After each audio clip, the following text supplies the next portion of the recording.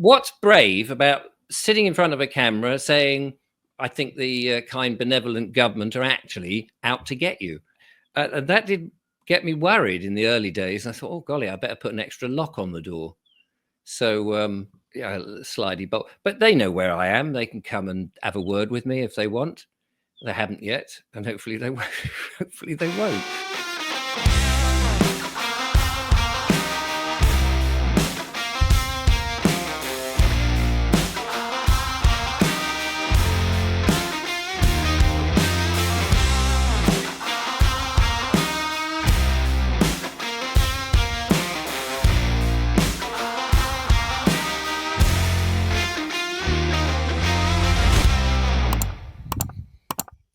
Hello, welcome to the Mark Outward Show, Adventures in a Cosmic Suit. It is Mayday. Mayday, Mayday. Which is what you say when you're in trouble in an aeroplane with a burning engine hurtling towards the ground. One below that is Pan, Pan, Pan, which is an interesting name, isn't it? I once delayed 7 passenger jets over Heathrow by getting lost in an aeroplane when I was 17, and I did a practice pan. Which I thought would get me out of the situation, but I didn't know that they would ring up Luton and get me into trouble. But anyway, that's an aside. Mayday, Bialtain in Ireland. Somebody is going to be furiously going, you mispronounced it again. I'm always mispronouncing things. I keep mispronouncing this one. Rooibos, I keep calling it. It's not quite the same as coffee, but it's healthier, so I'm drinking it. Anyway, hope you're doing well. And I was having a little think the other day because I was watching an amazing video with one of my favorite broadcasters. In fact, I think he's possibly the greatest broadcaster in the world in this post-BBC era that we are currently in. In the last 5 years, this man has been a Clifton suspension bridge type bridge for people and getting into the, through the insanity towards the sanity of the modern age that we currently find ourselves residing in. And it is my great pleasure to welcome the fabulous Mr. Richard Vobes. I said Vobes, bloody hell. I can't say anything right today. Hello. And how you doing? Yeah, this is the, not the BBC, this is the VBC. I like that. VBC One, Vobes Broadcasting, whatever. Not a corporation, obviously. Why not, Richard? We've got the Tucker Carlson network. There you go. Why not? Why not? The RVN? We could do that. Yeah, there you are. I mean, I'll leave that up to somebody who's good at that kind of thing. I'm not good at that kind of setting up networks and all of that. I'm barely able to promote myself. So thank you for inviting me on your show. Well, I thought it'd make a change because you're always interviewing people. I thought I'll interview him. Yeah, well, that's always good because it means I haven't got to read somebody else's book. I haven't got to think about what the hell they're talking about. And I can just let you ask me the questions and I'll make something up. Well, let's start with that because I know you're working on a book. Can you tell everybody about that yet? Is it out yet? No, it's not. Yeah, it's not. I'm in the process where I've printed off a earlier version. It's like the 3rd incarnation of this thing. And I'm sitting there with a red pen going through all the grammar mistakes, adding commas, then realizing, actually, I don't need a comma there. And all of that. And what a tedious process that is. Editing books. Yeah. Nightmare. And that's when you suddenly go, why is it I cannot string a sentence together coherently? Because you think when you've typed it several times, you looked at it on the computer and then you print it off. And I've used lulu.com to print it off as a book. So I get the feel of what it might be like. And I can sit in the garden away from the screens and all the EMFs and everything. And I can sit there and read it like a book and then go, oh, that doesn't make any sense. Doesn't make any sense. What's going on here? And then, it's like, oh, why am I tripping when I read? Oh, yeah, this and this. And of course, so many the and all the typos that we all do.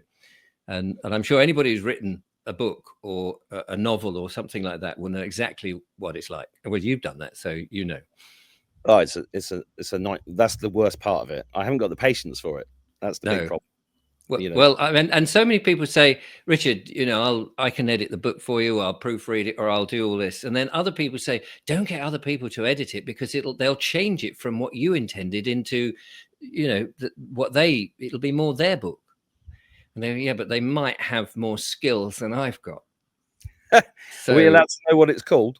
Yes, sorry. It's called Biggleswick, the town that wouldn't comply.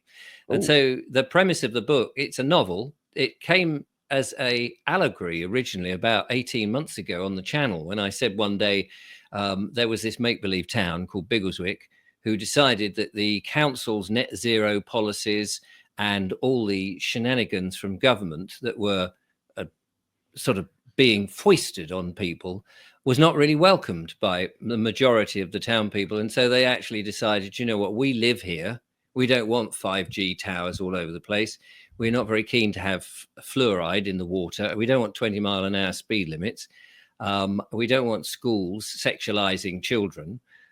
We live here. We don't want these policies. So actually, you're the council. You're supposed to work for us. You're charging us a council tax, which is fraudulent anyway. No, thank you. And it sort of put the council on the back foot when everybody said, where's your argument? We're the people who live here. And by the way, we're not in your acts and statutes and legislation. Thanks very much. So do one. So that's really the premise of the book. And in an allegory, you can say that in a 5-10 minute video and it all sounds very good. And you know, and people go, oh, Richard, that's so nice. You know, what a clever idea. When it's 350 pages of trying to actually flesh that out and say, how would that really happen? What would be the circumstances that would lead up to that? And what are the pros and what are the cons and who's going to argue against it and all of that? And then you imagine what the council must be saying. It takes a little bit of the old noggin to work that out. The one good thing about fiction is you can turn around and say, well, it's just a story, you know, it's all made up. But within the story, there's a lot of truth bombs. And it's a great way to put both sides of the case of certain things. So, you know, if you're talking about birth certificates, you can sort of talk about why that might be something to think about and why other people go, well, that's a load of rubbish. What are you talking about? We all need to identify ourselves. Yeah, that may be true, but the document actually says you can't use this as evidence, a proof of who you are. And so I'm hoping that people reading the story will go through the story and think, that's a load of rubbish. That's a load of rubbish. Oh, that happened to my neighbor. Yeah. Or, you know, I mean, there's bits about jabs from certain medical interventions and people dropping dead at wheels and crashing into lampposts, that sort of thing. And so there's a lot in it that, of course, the audience who are likely to buy it are people who watch my show. So they'll probably be going, oh yeah, he's got that in. He's got that in. You know, he's got that in. He's got that wrong. That's not quite right. So I know I may well be hoisted by my own petard here somewhat, but again, one can say, well, it's a story. And if you've got anything out of it, then that's great. Well, I think stories are incredibly important. I posted your interview with John Hamer and Andy Ross. Thank you. Their novel about Antarctica, because I think that's a very, very powerful way of getting into the hands of the people that we want to reach, because that is the very definition of being a bridge, which is what I said at the beginning, which was what I think you've done an amazing job in the last 5 years, especially in the UK. It's been I often get stopped by some friends in Ireland in the cafe going, "Oh, have you seen the latest Richard Vobes? They love you." I'm like, oh, I missed that. I've got to have a look. Gosh, that's incredible. I mean, it's very weird. It is. I mean, that's the thing. I mean, you must know this because you sit in front of a camera, you spout your little ideas, and then you turn everything off. You go back to whatever it is, editing your book or whatever it might be, answering millions of emails. I've suddenly turned into some agony aunt, which is something I'm not. And I try to say, look, I'm not the fount of knowledge, actually. The people I have on the show are the ones you really want to contact, and all their details are in the description, should they want contacting, because not all of them want to be contacted. And then you go away and then, you look at some of the comments and you know there are people who've got very negative views who enjoy watching, the hate watchers who enjoy watching. I never understood that because I haven't got time to go and watch programs or videos that I don't like, but it seems that some people do. But then you look at the other, and then you meet people and they say things like at events, like that talks where and they say things like, "Oh, Richard, you're very brave. And you think, what's brave about sitting in front of a camera saying, I think the kind, benevolent government are actually out to get you? What's brave about that? And that did get me worried in the early days. I thought, oh, golly, I better put an extra lock on the door. So, yeah, slidey bolt. But they know where I am. They can come and have a word with me if they want. They haven't yet, and hopefully they won't. Hopefully they won't. But other people will say, Richard, you've changed my life, and you think that's a big responsibility, and that's not what I intend. You know, I'm just somebody using, I think, common sense, bit of critical thinking and questioning, and that's really all I'm doing. And nobody has to take the blind bit of notice of me. You know, that's the thing. I mean, I don't say this is you must obey, you must, because who wants another bloody Noel dictator on there who knows really very little? Yeah, but you know, I relate to all of that. It is bizarre, but we've, you know, hit the airwaves at the craziest time in history. I mean, I know you were a performer in your previous life, and your YouTube channel was originally The Bald Explorer. You were doing travelogues. You love Britain, and you were showing people that love, which is wonderful stuff. And you brought all of that into this, and then had an awakening since this, and then taken people on that journey with you, which is that's why people have said things to you like, you've said, you know, changed my life and all of that, because the voice of reason in the middle of all of this has been a rare thing, hasn't it? Oh, certainly has been a rare thing. And the journey, as you say, has been quite profound, because, I mean, the advantage I've had, I suppose, is it's not just me sitting there spouting my nonsense, but I've been listening and taking on board all the amazing guests that I've had on the show, and I haven't really had to source them. They've sort of come forward and been word of mouth or asked to come on the show. And I kind of just thought, yeah, come on and tell me. And right at the beginning, I had this open mind. You know, no matter what they say, I would have an open mind and go with it. Where things seemed very odd, I would question, but I always put myself in the position of the viewer. And so if they said certain things, like, could you explain that a bit more? I didn't understand that, because I don't mind making a complete fool of myself by asking a question which might seem very simplistic, and often they are. But there'll be somebody in the audience who's watching who will be going, I don't know what EMF stands for, as I didn't. And when, you know, people say, oh, yes, you get the EMFs all over. I said, hang on a minute. What is an EMF? Oh, it's an electromagnetic frequency. Well, is that harmful? Well, if it's on the wrong megahertz or gigahertz or whatever it is, yes. And you go, oh, okay. Can you explain it? So the journey has been, I mean, I don't know how I've managed to accept it, because previously I would have been much more skeptical, but something about the time we're in, and I realize it a bit more now than I did at the beginning, it means that this is such a pivotal time that something has enabled me to open my mind and go, okay, yeah, I think this is important. We share it.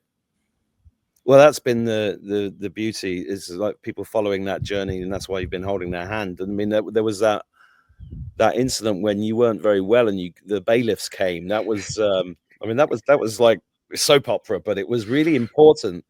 Highlight, because you were actually on the front. They came and took the keys out of the vehicle, didn't they? They did, yeah. This jumped up little man. I mean, and of course, I grabbed my phone because I knew that's what people did and would immediately start streaming.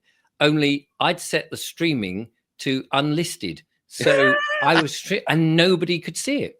It was like going, I'm sitting in my car, he's nicked my keys. If there's anybody in the area I'm in, I wonder if you might come to my assistance, because nobody saw it. I'm thinking, what's the matter? What's that? And of course your heart's beating like this. But I had to go through it. That's the thing. I don't, I mean, there was an intervention, because they didn't get the money in the end. They wanted 500 quid. They thought Didn't you pay it and then it didn't get taken? Is that my memory? Yeah. I mean, I was so ill. And I could barely stand. And the 3 police cars came, and 3 policemen, the scruffiest policemen I've ever seen, turn up in support and helping him, which was totally illegal, but they were doing it. And of course, you forget everything that everyone's ever told you, what you've got to do. And I was on my own initially, and he's nicked the keys out the van. He's tried to put a clamp on the wheel and all of this. And they're saying, well, you've got to pay, or we're going to bring the tow truck in, is going to take your van. I think, oh God, what do I do? And all I really wanted to do was sit on the bog and empty my bowels, because I was just that ill. I was having a lot of diarrhea. And in the end, I just thought, right, I'll just pay it, and I hated myself for doing that, because I knew that I shouldn't do it. But I said, I'll pay it.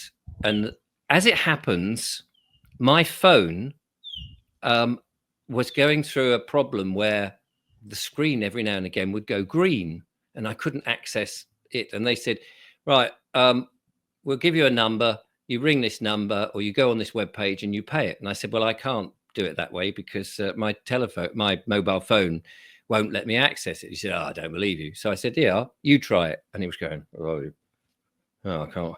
Your phone's knackered, isn't it? And I said, yes. So I said, I'll write you a check. No, we don't take checks. I said, oh, right. Well, I haven't got the cash. Well, we don't take cash either. So I said, well, how are we going to do this then? And he said, well, you give me your card and I'll run it through. And I was very reluctant to do that, but I gave him my card. I actually gave him a card to 2 accounts, and one barely has any money in it. So I gave him that one, and he put it through. It had just over 500 quid. So he put it through, and then he came back and he said, it hasn't gone through, so we're doing it again. So he did it again, and he said, oh, we've got twice the amount now. So I said, so you've just taken £1,000 out of my account, have you? And he said, don't worry, you'll get it back. You'll get it back. We'll give you a refund on the 500. And he gave me the card back, and he was all happy. And the police went, and I thought, oh. Then 20 minutes passed, and he rang me on the phone, and he said, it didn't go through. He said, can you follow the link? I'll send you a link. Can you pay it? I just put the phone down on them. I immediately went onto the bank and cancelled the card. And then I was just lots of letters, lots of text messages. But what he had done is given me a receipt when he thought he'd got the money. So every letter they kept saying, I said, well, it's funny you're asking for the money, because I've got a receipt from you saying I paid it. And eventually it went away. And what was that debt for? I drove into Bath to attend the Better Way conference, which, was the World Council for Health, run by the lovely Tess Laurie. And I'd driven in, no signs, no nothing, but it was one of these smoke-free zones, or whatever it was, air pollution zones. And I parked in the hotel for the 4 days of the event, and then I left when we went. And so it was for non-payment of that. And I had no idea. There was no signage, no thing telling you how much it was, nothing. And he just turned up out of the blue. But the other thing that was in my favor is he had spelt my name wrong. So when he came to the door, he just said, are you Richard? And he held up this envelope with my name and surname spelt wrong. And so I immediately went, that's not me, and shut the door on him. And that's when he went round the back, found the van and stuck his clamp on, which he didn't lock. He just put it on. So I whipped the thing off and sat in the van, and he went, give me my clamp back, give me my clamp back. So I said, yeah, I can have your clamp. And that's when he grabbed the key. It was a comedy of errors, really. It was quite hilarious. And then these other policemen came up, and eventually Julia arrived, because I texted her. I said, I've got the bailiff here. And she came running in like a Rottweiler. But it's all sorted out, really, pretty much by then. And yeah, some intervention came. And I honestly believe that, because I had to go through that experience, because I now... Pardon? It's a rite of passage. Yes. Yes. Yeah. I mean, I wouldn't want it. I would like to have gone it being a little bit more armed with legal and lawful protocols at my hand and have been well. But having gone through that after the event, I now understand what it's like for vulnerable people, particularly those who have no notion of what's going on and just feel that the pressure of the law and the unfairness of it all and the huge amount of money for driving into a city, it has been pushed on those people. And I felt, right, you know, there's a bigger reason now to keep talking about this and get other people on and say this is just unfair, it's fraudulent, it's corrupt, and we shouldn't have to put up with it. Had you any notion of the New World Order or anything like that when COVID hit? No, Not at all. No, I didn't know about the world. I mean, I heard vaguely about globalists and things, but I had no notion. I mean, I was pleasantly happily going around doing landscape, nature and heritage videos. When COVID hit, there was this whole sort of notion that there was this pandemic coming and it was awful and all this. And I knew at first I thought, oh, golly, okay. And then Whitty got up and said, well, don't worry, everybody. It's only going to affect the over 80s. And I thought, well, that's not me. I was in my late 50s at the time. I thought, well, that's not me. The next day, he was saying, change of script. That had been thrown away. And he said, no, you're all going to die in a horrible, agonizing death. And you better, obey everything we say and we'll look after you. And that's when I just thought, no, that does not sound right. And then people were telling me, oh, Richard, you can't go outside in March when it was beautifully hot. I said, what are you talking about? Not going out. I've got to make my videos every day. That's what I do. And I was going out, making my videos with my little GoPro as far as I dare. And all the videos are still on the channel, wandering around. And because people were emailing me and saying, Richard, you mustn't go out. You mustn't go. You're spreading the virus. You're going to be killing people and this, that, and the other, And I was saying, but there's no sod out here. There's no one to spread the virus to because they're all stuck behind their glass windows, peering out, going, what's he doing walking down the street? And I went up over the South Downs. I'm close to the South Downs on the South Coast here. And I saw this one chap. I mean, the South Downs run for 100 miles and they're about 3 miles wide. And I'm walking up here and I hadn't seen anyone. And this one chap is coming up the hill in a narrow path. And I'm coming back and he sees me and he stops dead. And the next minute he's reversing into a hawthorn bush. And I'm looking at him and he's got a mask on and all this sort of stuff. And so I just thought it's the most ridiculous thing. Here we are in bright sunshine, beautiful, fresh air everywhere, no sign of anybody else. And we're going to go like that on a path. And he reverses into this bush and turns round. So I just said, as if it was perfectly natural, good morning, lovely day, isn't it? And I just carried on strolling. I mean, people's reactions were just mad. And at the time, I don't go to supermarkets now. I don't go in the place. I just refuse point blank. And I don't buy from supermarkets. But during COVID, I mean, where I live, I'm right next door to a large supermarket. And I went in unmasked because I thought it was ridiculous. And I was walking around doing my stuff. And this bloke at the till, not the tiller, but the chap who's just waiting to be in, he saw me and he shouted right across everybody else who are all masked up. And he said, can you put your mask on? And I turned around to him and I said, you're asking the wrong question.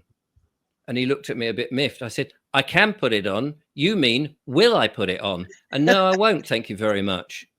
And I just carried on that kind of, he's like, oh, what did he just say? And then, of course, I was going around the town and we had those, the zombie effect where people are lined up in concentric circles waiting to go into a shop. I mean, it was, and there's one video, it just got loads and loads of hits of these. And I'm walking along saying, in the town centre, I'm in Zombie Town, and everyone's this 6 foot away from each other, and they're on their phones and trying not to look all masked up. I mean, it's a story, isn't it, now to tell the grandchildren to go back and they just go, I don't believe you. I don't believe you, Grandad. So Assuming we last that long. That happened. You obviously realised it was nonsense, and then you started talking about it, and then it sort of mushroomed. Yes. Well, at first, this studio, which is actually in the two up, two down Victorian house that I live in, is the master bedroom. So before COVID, well before COVID, I'd set this studio up with the lovely Julia, and we were doing something called the Vogue Show, which was a sort of fun streaming show just for a laugh, based on a lot of nostalgia. We would do silly things for an hour on a Friday night, and it was just that.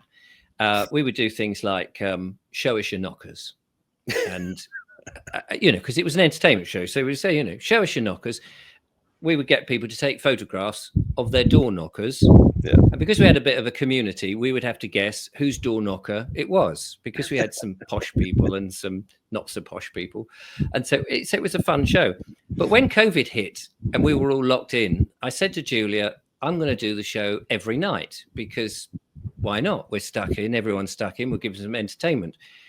And of course, within that, I was very much questioning the news. Why were we locked in? It was a beautiful day. Why, if it's airborne, why are we not getting the sun, vitamin D? Why is the government saying, instead of saying, have things delivered or just go to the supermarkets, why aren't we having more fruit and veg? Why aren't we showing people a much healthier way to live, particularly if there's a virus, a so-called virus that's affecting the body? We need to build our immune system. Instead of giving us all the positive things that we could do, they were giving us all these negative things. And I was questioning this. And of course, the audience at that time were all of them saying, Richard, don't talk about this. Don't question it. This is what we've got to do.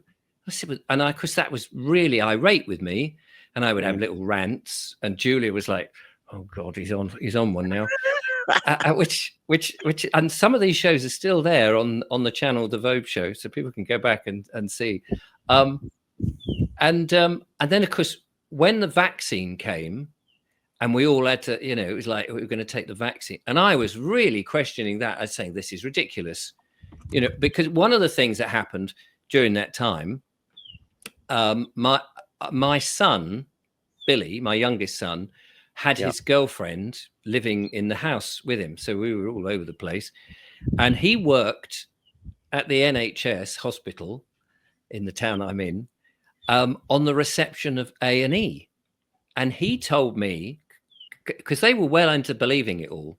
They were, oh, that's dreadful, But his instructions was to stand by the door. And when people came to the door, and they would say, oh, I've got broken my arm or this, that. This is during lockdown. They were allowed in, put on a mask, go and sit well over there, broken your arm or grazed your knee or whatever it was, put a garden fork through my foot, because you can't go anywhere. But if somebody came in with a slight cough or a sniffle, or they said the magic words, I think I've got COVID, he said it was like a siren would go off, because they were instructed immediately to frog march them into the center of the car park, throw a mask at them, tell them to shout their name across, and then send them home. Wow. And on my show, I was relaying this, and I said to the audience, this is bonkers. If somebody thinks they're ill, ordinarily, they've got a lump, they'll go to the GP, and the GP will have a look and go, oh, yeah, that's a lump. We better get you, early intervention. So they get you screened and you get, but with COVID, it was, don't come back unless you can barely breathe. And then we'll put you on a ventilator and kill you. And that didn't seem right to me. And of course, the audience were saying, Richard, you mustn't question it. And then when everyone was doing it, they were saying, you've got to take the vaccine. You've got to take it, Richard. Don't be a fool. And I say, I'm not taking it. What's in it? It's not been tested. How do we know in 10 years' time it's not going to react with us? It's been rushed through at the speed of science. Yeah. The speed of science. What does that mean? But people, I just could not get my head around how people were just going, we must obey. We must obey. Because now having read, what was it, Laura Dodsworth's book and various other things, we know that they were using all these psychological 3-word things, support the. I mean, the going out, banging your saucepan or clapping in the middle of the night, 8 o'clock in the evening, and I would look out the window, and people were there. I thought, sorry, have I woke up in a different dimension? Sorry to interrupt the show, but I'm here in my car on a beautiful sunny day in lovely Ireland, and I just wanted to say to regular viewers of my show, you'll know that over the last 5 years I've tested probably over 1,000 different health products and modalities to try to get us through the COVID psyop, but also to help us enhance our longevity towards health sovereignty. Now, out of all the things that I've tested, there are a number of things that I use on a daily basis. And for the last 3 years, you will never see me without one of these on the back of my neck. I can't actually, if you can see it there. It's on the back of my neck. This is a LifeWave X39 patch. Well, this is actually not a patch. This is the sleeve that it comes in. This is an X39 patch, okay? This thing, you just stick on the back of your neck. And what it does is it reflects the light coming from inside your body back inside your body. So it reflects the light coming out of you back into you, but at a frequency that achieves a certain thing. They have a large range of patches that do different things, from helping you sleep better to helping you recover from pain or from exercise pain. This one in particular, the X39, is my standard thing that I wear every day. And the reason for that is because this stimulates the production inside your body of copper peptides. And copper peptides in turn stimulate stem cells. Now, I am 56 this year, and I've got more energy than my teenage kids who I'm on the way to pick up. Why is that? Well, structured clean water is part of that. A mainly carnivore diet is part of that. I do have access to things like hyperbaric oxygen and red light therapy at our healing center at live5dhealth.com. But actually, I don't use them very often because I'm a workaholic. But these patches have not left my neck since I first discovered them in 2022. And I am convinced that my eyesight is better, my teeth are stronger, my arthritis has disappeared, my hair is thicker and longer. Look, there's a ponytail here. Sex drive is better. So many things are better, and I'm convinced it's because of these. If you're not convinced by me, go to themarkatwoodshow.com and search under LifeWave or stem cells. You'll see that I've done numerous interviews with numerous people giving their testimonies about LifeWave patches from all over the world. So go and have a look at those if you're not convinced. I'm going to put some QR codes on the screen. One is for the LifeWave patches themselves, which you can go and get online immediately. They are not the cheapest thing in the world. I do think they're actually less than a cup of coffee a day if you wore one a day. But and I understand that doesn't stretch everybody's budget, but they also represent an amazing sovereign business opportunity. You can get paid for recommending these. If you try the patches and you sign up to the other QR code, which is the business opportunity page, that will put you in touch with Cheryl. Cheryl works with me in the States, and she will talk you through the process and show you how to do it. All you've got to do is share a link and give your testimony. This is the way we bypass Google, we bypass press, national TV, mainstream media to grow this business, which is currently $1 billion business. It has grown leaps and bounds since 2020 because of the need of people like us who are awake, who want to sustain themselves and get through this time period so that we can get through to ascension in one piece. That's what it's all about. Freeze the video if you need to get onto the QR codes. Go to those links now. That's all for now. I hope you enjoy this message and you enjoy LifeWave, and I'll see you soon. Enjoy the show. Back to me in the studio. Yeah. Insane. It was just insane. Yeah. And yet it only, and of course, at the time we were all relatively isolated, and you just thought it's only me, isn't it? It's only me, Julia, and a few others who are calling this out. And you would go, am I mad? Am I shouldn't I be doing it? No, of course I shouldn't. And why is it? And then, of course, I went to see my son. Sorry, I'm doing a lot of talking here. No, it's good. I'm interviewing you. It's good. Oh, yeah, that's true. I went to see my son during the lockdown, the 3 lockdown, in the between the 3 when they said, oh, you can now go, but don't go in the house, just go in the garden. I went to see my son, who lives an hour away, my eldest son, who had been to university. and was very well indoctrinated by the system. Anyway, he has bought his own house, and I went to see him, and I said, let's, and he was all for taking the jab and doing all this. At this point, it was through the lockdown, so the jab hadn't come out. And he said, I said to him, are we going to eat anything? He said, well, we haven't got anything in. We haven't been to the shops for a while. I said, well, let's just nip down to the shop and get some food. So he said, well, you'll have to sit in the back and I'll drive us down there. I said, what do you mean sit in the back? So anyway, we got to this Tesco's or whatever it was. And as we were coming in, he was putting on his mask. And I looked at him, oh God, here we are. And then he said, are you going to put yours on? I said, I haven't got one. So he reached down by the door where they had the pile of these blue nappy things, and he gave one to me. And I said, oh, I don't wear them. And he just turned to me, my son, and he turned to me and he said, Dad, don't be an arse. And I said to him, here's the money. You go in and buy the food. I'll pay for it. But I'm going to stand out here in the sunshine. I'm not going to play your silly game. And I did. And, every time I tried to sort of say, don't you think this is a bit odd? Are you not concerned that there might be something behind this? My own son, my flesh and blood, would not listen. And then I realized we are in trouble. Because up until then, I had a really good relationship with him, and he would reason. But every time, Andrew Bridgen was talking about it in the house I think it was the 8th of December, 2023. And I said to him, don't you find that strange, Stanley, that Andrew Bridgen is talking about the yellow card and the 500,000 effects that people have had from taking the vaccine? And he just went to his phone and he said, I've done a fact check on him. And he's a rogue MP.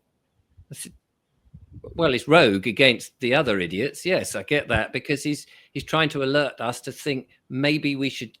At that time, all he was saying is perhaps we should stop the rollout and just examine what's in it and whether there's a problem, because that's what we used to do with things that caused people problems. But any time I spoke to him, he would just go on the fact-checking site. Yeah, well, they're all paid by the government to say what they want them to say. So it's crazy times. Yeah, I'm just having some family flashbacks myself there, but yeah, it's extraordinary. But so how did that go from that to you? I mean, you've been talking about lots of things over the last few years. Tax, you're just discovering that the whole system is not what we thought it was. What's been the biggest, how has that been for you? Because we all had one thing I can connect with you on is this love of Britain that we grew up in, this beautiful place with the bobby on the bike. I mean, I grew up in a village in Northamptonshire, and we were scrumping and we were fishing, and we just had a beautiful old church. Lovely, it was beautiful. And now it's not, and that's quite a big shock to a lot of people. So how to answer this question? Because having gone and spent 5-6 years at the time walking around the countryside, visiting lots of different places, seeing beautiful old buildings, churches, the nature, and going through, particularly now we're in spring and all the blossom is there. The hedgerows are full of hawthorn blossom. We've had blackthorn earlier on. The trees are looking so splendid as we go, and being out in nature every day, making a video every day, and going on canals and all sorts of amazing adventures on the video, and then facing this truth that there were nefarious people who were behind pulling the strings, who were basically trying to kill people or keep them low, the whole pharmaceutical thing, the money thing, all of these sort of these truth bombs that my guests were telling me, and I'm thinking, what really? and I'm nodding there going, oh yeah, that's interesting. That's interesting. And then afterwards thinking, crikey, is that true? Is that, but for some reason, it wasn't such a shock. I don't know why. All I can say, it was like the curtain was drawn and it was like, ah, okay, that makes sense, because there's always been at the back of my head, something's not right. I don't know what it is, but that's life. And not Esther Ransom with big teeth, but it was something not right. And I didn't know quite what. And, you know, and I couldn't understand why people would say, oh, Britain is a dreadful place and all of this. And then as all these truth bombs came in, it was like, right, that makes sense to me. That makes sense. And then the legal fiction business with the birth certificate or the copy of an entry and all of that. At first, it's like, oh yeah, of course that's not me. You know, because I'm not on a bit of paper. I'm not just this artificial name.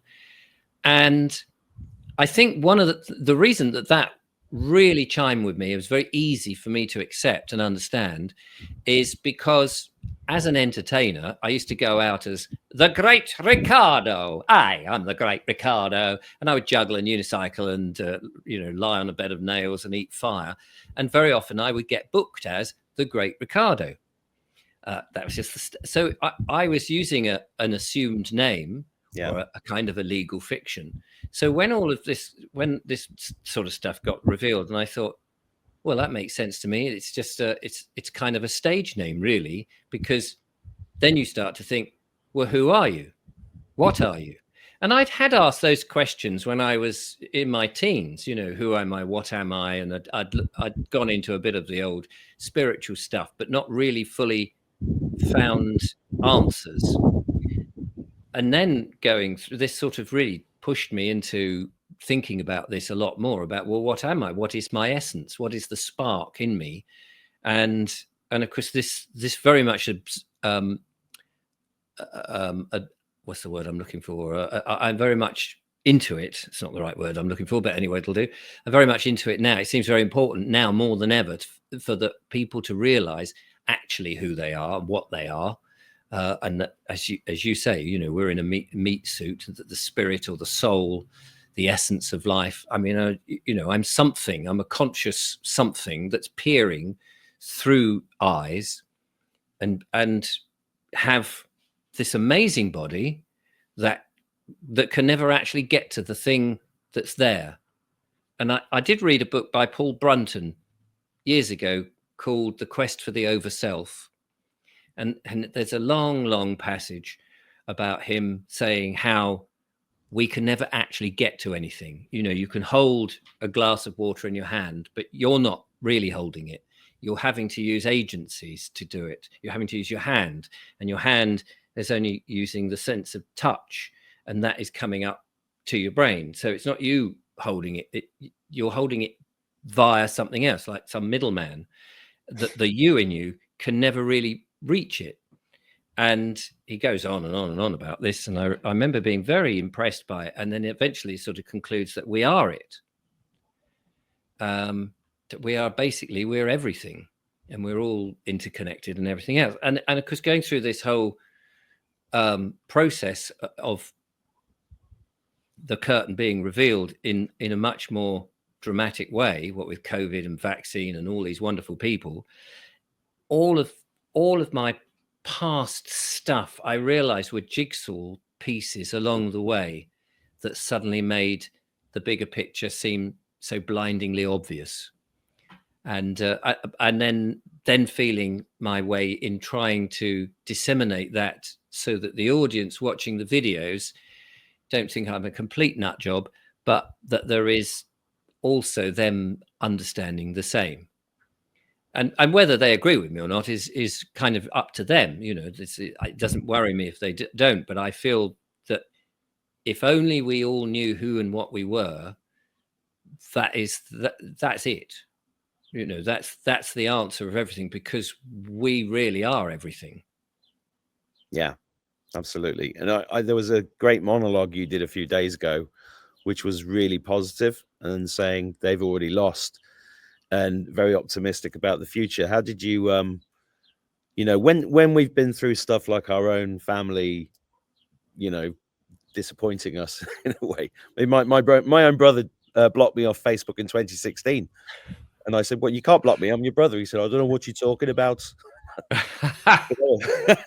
So that, you know, and then he wouldn't let my mother in on Christmas Day when she was bringing Christmas presents. He wouldn't even open the door to her. God bless him. And it is difficult going through those things, and a lot of people relate to that. A lot of the things you've just said, people relate to it. But you've managed to come through with this optimistic outlook. Do you want to explain how you've managed to get to that point, Richard? I can't.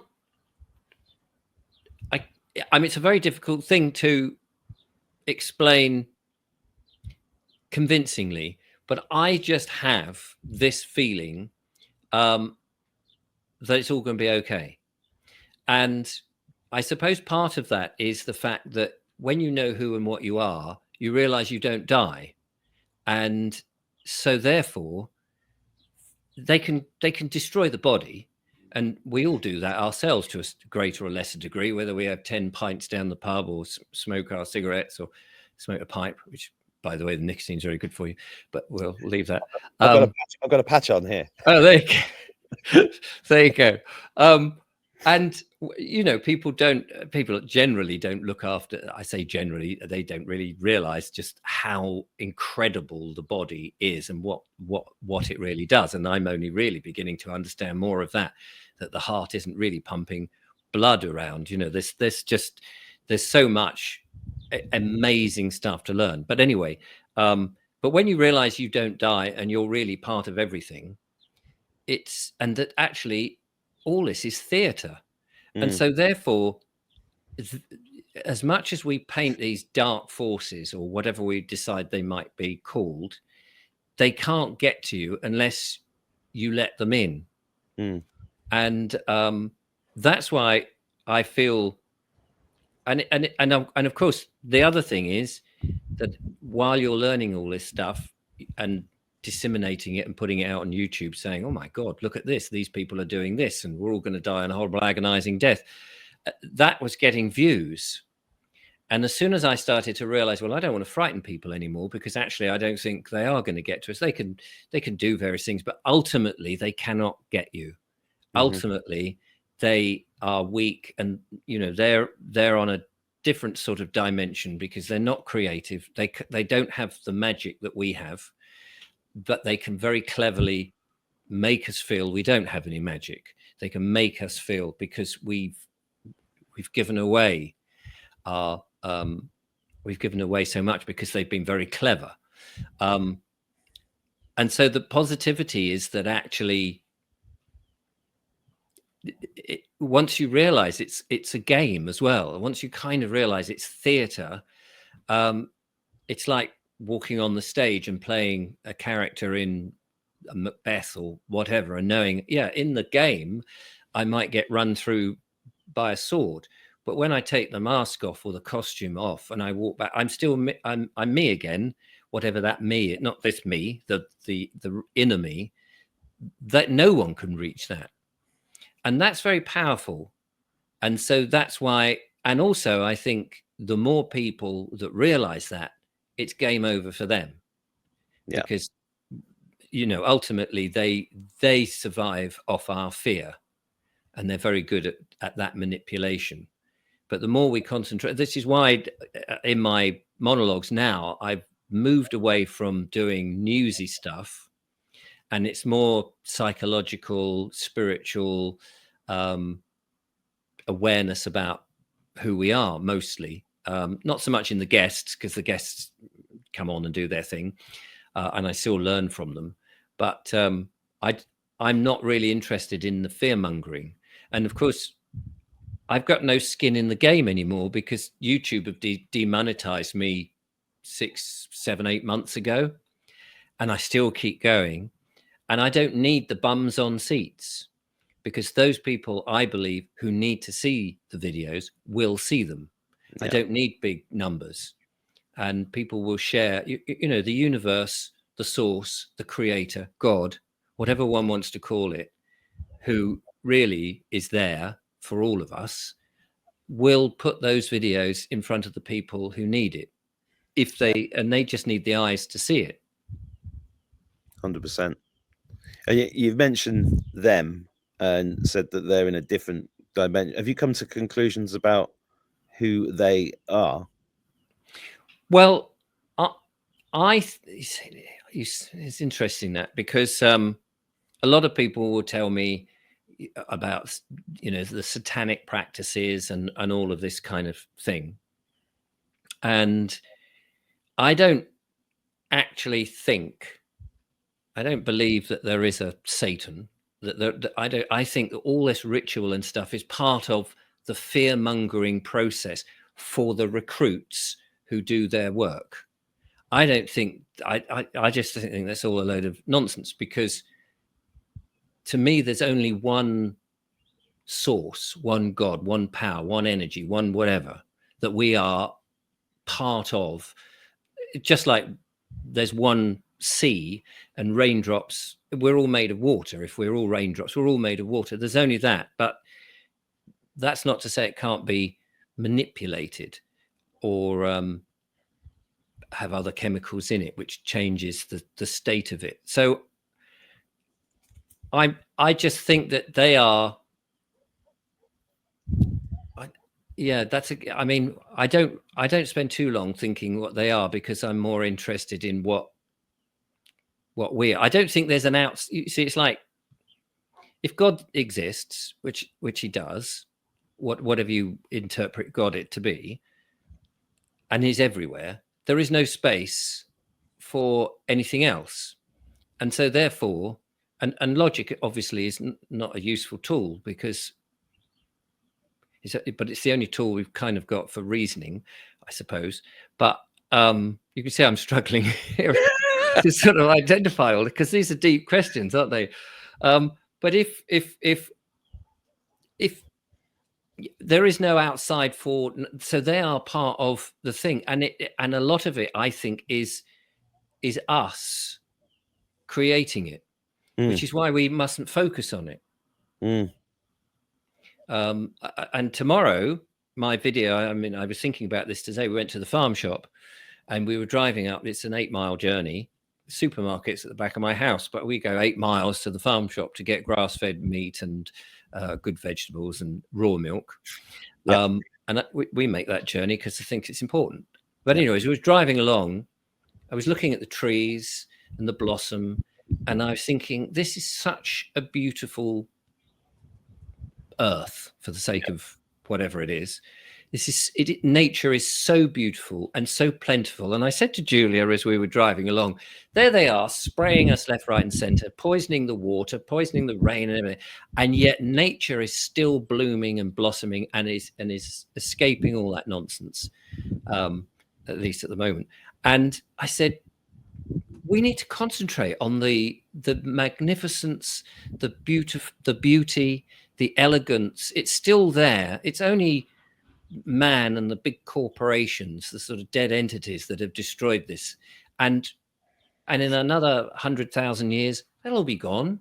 But nature will still be there. The beauty and everything else will be there. And we can work in harmony with that beauty and make it work for us and for nature. But unfortunately, there are the dark forces who've pilfered everything and destroyed things. But in essence, it's still there and it's still worth fighting for. And although I don't like fighting as such, it's worth restoring, let's put it that way. And so many of my friends or people write to me and they say, well, why do you keep staying in England? They say, it's a shithole. It's this, it's that. Well, you should go over here or go over there. And I say, but if we all do that, then who's there to turn it back into something nice? And I said, I think we can do that. And I think we will do that. It will take faith ultimately to do that. And we've lost our faith, however one wants to interpret that. Our belief in who we are and what we are is the thing that's going to turn it round. And as long as I have lived, and I'm in my 62nd year now, not quite 62, but I'm in my 62nd year. And as far as I understand what history is, because other than what I've witnessed myself, I really don't know it's true. This is such a pivotal time, but it's such an amazing time, because I feel, as I said in that video, they have lost and they're just throwing everything they can at us, but it won't, a few things, people may appear to be hurt and damaged by it, but ultimately they're not hurt and damaged by it, because they still go on. And we're going to see such amazing changes. And that's so exciting, except that most people are thinking it's the worst time to be around. Yeah. And conversely, it isn't. Yeah, it's extraordinary. And, 4 years ago, you had an audience saying, Richard, don't say that. Yeah. Where are they now? Where's that audience now? They've all gone. They've all gone. Have they not? No, they never came with me. I found the day I sat down and started to question this more seriously, a whole new audience came, and rapidly. Yeah. And they'd never experienced, it had taken me 6 years to get 25,000 viewers, and I would average, say, 3,000 views a week on a video. Sorry, 3,000 views on a video, which would take a week to get. And then the day I sat down and I'd watched GB News one day, and Neil Oliver was talking about whether we should pay the utility bills, because everything, and this was in 2023, and said, should we do it? And I just made a video one day, which wasn't the landscape, heritage and nature stuff. Just sat down in the chair that I often sit in, and just said, is he right? Should we do that? And that video, instead of getting 3,000 over a week, got 100,000 views in 2 days. Yeah. And I realized, gosh, actually, and then if I talked about the vaccine and things like that, it was just going higher and higher and higher. Of course, 4 strikes down the line and being demonetized and throttled now, my views are minuscule, but I still believe that those people who need to see the videos will see them. Did you go onto other platforms apart from YouTube? I mean, I have a Rumble account, and I did have an Odyssey. I think it was Odyssey, but and people kept saying, "Oh, Richard, you should go over there. You should go over there." And I did try doing a 10-minute or an intro to a conversation, and then say, "Come over here, and I can talk more freely." But people wouldn't.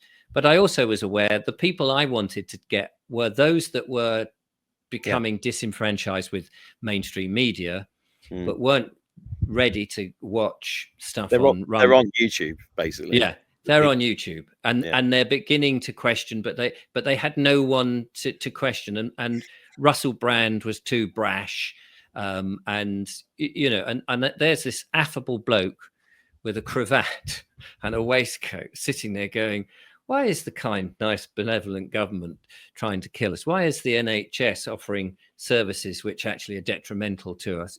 All these sort of very simple questions, but actually, I hadn't realized at the time, very powerful questions. And people were going, Richard, you just keep talking, keep asking those questions. Absolutely. I mean, what's getting you up in the morning these days? Is it the fact that you know we're going to be okay, and it's keep pulling people over the bridge, or what is it that's driving you right now? Apart from editing the book, obviously. Well, yeah, that's a joy to pick up every morning. I'm an all or nothing sort of bloke. When I start something, it's like, this is it, and everything else is on the wayside because I'm quite focused. And when I was demonetized, and I thought, well, I'm not getting any money out of this now, but I thought, well, that's no reason to stop, because the people who watched the show were donating, and I still felt it was incredibly important, and because people had said, keep going, Richard, and it means something, and I would look at them in the eyes at events and things, or people in the street would come up to me and say, Richard, I just want to shake your hand. Yeah. And I think, what the hell for? And they said, but I really think what you're doing is important. And you'd look them in the eye, and you could see that they would genuinely meant it. And I thought, I don't really understand why I've been given this gift to be able to talk to people in the way that I do, but it feels absolutely essential and important that I do it. And so I do. And you know, until somebody says that I believe, says, stop, Richard, you're wasting your time, then I won't. I just feel this is the work that has to be done. And again, I think that's part of when I'm meditating, or when I'm sitting there smoking my pipe, and you know, ideas come into my mind. I think, oh yeah, that's important. One of the things that I talked about, you know, in your past, you do things which are now I'm finding very, very useful. One of those things I used to do was I used to do corporate videos. You know, as a freelance. I never worked for a corporation in my life. I have never been to an HR department. I have no idea what that's involved. But I've worked for corporations, and I worked for one particularly nasty corporation. I didn't realize how nasty they were at the time. I won't mention their name because I don't want to be sued or anything. But people might be able to work it out. They have bought up pretty much a lot of the radio stations. One of their stations is named after an organ of the body, which is supposed to represent love. And I can tell you, the company behind it are the most unloving company that I've worked for in their ethos, because I would be privy to conversations they were having about how they were going to extract money out of particular clients who advertised on their radio station. And but I used to go around filming their clients about the advantages of advertising on the radio station, which would go to a presentation to get more clients to buy into advertising on the radio station. Mm-hmm. And what I learned about advertising from them, which has been very useful to me, is the business of the drip drip message that the famous fizzy drink company with the unusual bottle and the Christmas thing that's always on. Mm-hmm. I don't need to mention their names because people will be going, oh yeah, I know who you mean. Mm-hmm. Who's tried other, you know, taking sugar out and putting sugar in, and even marketed water, I think, and it went funny. Yep. Who are responsible for all sorts of ills of this world. Yep. Anyway, that company, they still advertise, and you think, well, everybody knows their name. Why do they still advertise? But it's being top of mind, and they have to advertise, and they continue to advertise. And so that drip drip message, I realized, is very important with my monologues, that I'm often repeating the same basic thing in lots of different ways, because that's how you reach the audience. They use it. The dark forces are using it all the time. Mm-hmm. And of course, we saw that so grotesquely utilized during COVID with their 3-word slogans: support the NHS and all this sort of stuff, stay indoors and all of this. They use it very bad. The drip drip message on everything. And of course, all adverts, you know, they're there doing it. And so that's why I keep going, because it's very important that somebody somewhere out there, amongst all the fear-mongering thumbnails that are out there going, oh no, look what just happened, and oh shit, this is a nightmare, and blah blah blah, which does garner views, and that's how you get views. But because I don't need, well, it's not that I don't need the money, they're not paying me, I don't need the views to be high anymore. I can just be honest, which I was, but initially I was as I was learning, I was in the sort of, oh, I must tell you that this nasty thing is about to happen.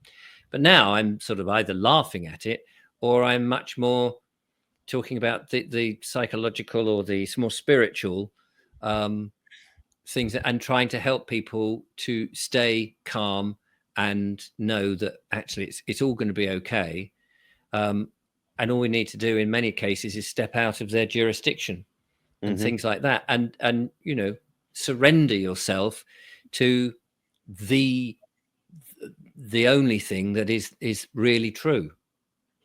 Beautiful way to end a fantastic hour. Has it gone that quickly? Is it amazing? Yeah, no, that's just perfect, and a lovely way to end it. And just for people watching, I know you're doing some live talks later this year. Do you want to tell people where they can come and see you? Well, they're all over the place, and I'm the worst. I'm the worst promoter of my stuff. That is the thing. But then I also have that feeling that, again, if you surrender yourself to the source, God, whatever you want to call it, it will do the work for you. Yeah. You know, I think often we all try too hard, Yeah. and we don't need to. But the YouTube channel, Richard Vobes, of course, will be up with Barbara O'Neill at an event in Cheshire and in Manchester, and various talks across the country, and of course a book called Biggleswick will be hitting. Well, it will only be, I'm not going to put it on Amazon because it's such a big corporation. Again, I've got to. I seem to. I don't know why, but I've got to walk the talk. Yeah. Well, I come back on when you've got that book out. I'm looking forward to read it. It's a great title. When you said Biggleswick, I thought, I'm sure I've been there. Absolutely, everyone wants to be in Biggleswick. I can see that. Yeah, I can see that making it on TV in another dimension. Yes, when TV is good again. Yes, one day. I want them to put me in charge of Jaguar and Doctor Who, and then I know the world will be all right. Oh, there we are. Yeah, rescue Doctor Who, for goodness sake. Please. It's been wonderful to speak to you. Thanks, you, Mark. Thanks for spending an hour with us, and let's catch up again soon. Yeah, take care. Thanks, everybody, for watching. Take care. Bye-bye.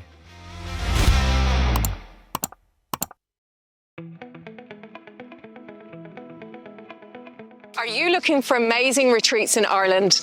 Let us help you become the best version of you in a matter of days. Ireland is a wonderful place to retreat from the world and find some inner peace. It is a deeply historic and spiritual country, and nothing can inspire the soul more than the stunning west of Ireland. We have chosen the historic town of Boyle in County Roscommon to build our state-of-the-art clinic, Live5D Health, nestled along the beautiful Boyle River. Our centre combines a range of therapies that cannot be found under one roof anywhere else in Ireland. These therapies need to be experienced on a daily basis over a number of days to truly feel the incredible, powerful effects. So we have put together a fabulous package for people from across the world who are looking to truly reinvigorate their health and mental well-being. Full details of itineraries, dates and costs can be found when you join our retreats email waiting list on live5dhealth.com. Our total wellness retreats use the stunning Frybrook House, only a 2-minute walk across the bridge from our centre, as your base for a range of daily therapies in our EMF protected and energetically harmonious centre. Our activities and therapies include a wide range of truly healthy breakfast, lunch and dinner options provided by Frybrook House and Boyle's best chefs, under our strict guidance on the provenance of ingredients and their nutritional value. A daily morning yoga session. Red light therapy in the most advanced red light bed in Ireland to activate the mitochondria in your cells, help weight loss, reverse aging, stimulate collagen and relax every cell. Pulsed electromagnetic field therapy to harmonize your electromagnetic field, strengthen your cell walls, and stimulate circulation and healing. Hyperbaric oxygen therapy or exercise with oxygen therapy to detoxify and feed your cells with this essential healing nutrient on a level you've never experienced before. A session in our luxury sauna overlooking the Boyle River. The world's cleanest water steam room. Our water is vigorously cleaned and harmonized with nature. Immersive light and sound therapies, including the only Roxiva and soundbed combination in Ireland, aided by the only holographic sound system in Ireland. Has to be experienced to be believed. Quantum healing in our Orinoco healing pod. Profound spiritual experiences await you here, especially if you are an experienced meditator, but also amazing if you are not. Daily hydrogen and Brown's gas sessions to help your body rejuvenate itself with the fundamental building blocks of the universe. Provision of clean, structured and mineralized hydrogen water for you to consume throughout the retreat with the inclusion of a hamper containing our best supplements. A final night dinner with our founders, Mark Atwood and Gary Keeley, and the Live5D team at a stunning Irish castle. These treatments are all well-established foundations, especially if you are chronically ill or just want to enhance your being and give your body and soul the best treat you could possibly give it. There is a lot of information on our website about all of them, so we do encourage you to look around and do your own research on the benefits before applying to come on a retreat with us. They are also cumulative. That is, if you experience them over multiple days, the effects are enhanced. Of course, we're not only offering these incredible therapies on our retreats. We want you to have a fully immersive Irish experience as we are nestled in and amongst some of the most incredible sacred sites and landscapes on Earth. Many know of Ireland's mystical past, being connected to Egypt, Atlantis and Lemuria. And our centre is only a few minutes from the wild Atlantic coast, Queen Maeg's tomb, the mystical and powerful Carrickeel, and the caves of Kesh, among many other places of great interest. We will make excursions to many of these on your visit, as well as a choice from some of these local delights. A seaweed bath in the coastal town of Inishgrone. Built in 1912, these traditional seaweed baths are famous for their high concentration of iodine, which relieves all sorts of ailments from arthritis to rheumatism. A seaside sauna and sea swim at Ross's Point. Our sauna is fabulous, but we will also take you to the charming and picturesque town of Ross's Point, where you will be able to swim safely in the sea, set against the spectacular backdrop of Benbulben. A stunning canoe trip along the rivers of County Sligo. Very gentle exercise where you will see how the rivers of Ireland can be like the rivers of Africa, with the almost guaranteed inclusion of kingfishers. A flight in a light aircraft across the township of Boyle, where you will experience the local lakes and mountains from a unique perspective.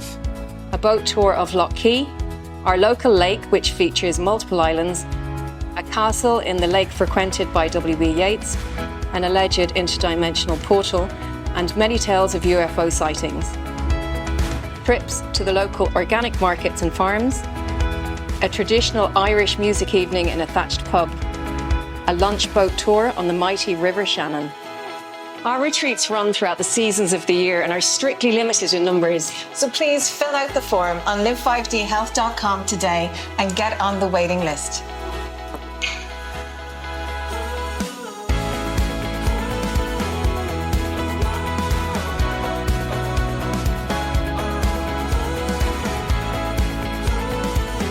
Are you spiritually protected? Are you wearing the armor of God?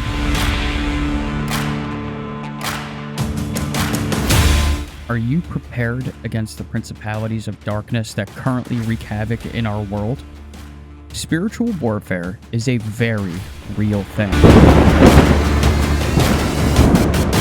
Weapons of Mass Protection is the explosive and practical 5-star best-selling book from authors Abby Wynn and Mark Atwood, who both agree that humanity is in the midst of the biggest spiritual awakening in human history.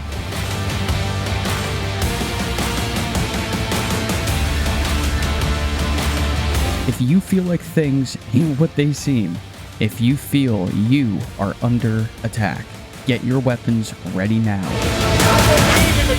Weapons of Mass Protection. Practical tools for spiritual warfare. Out now.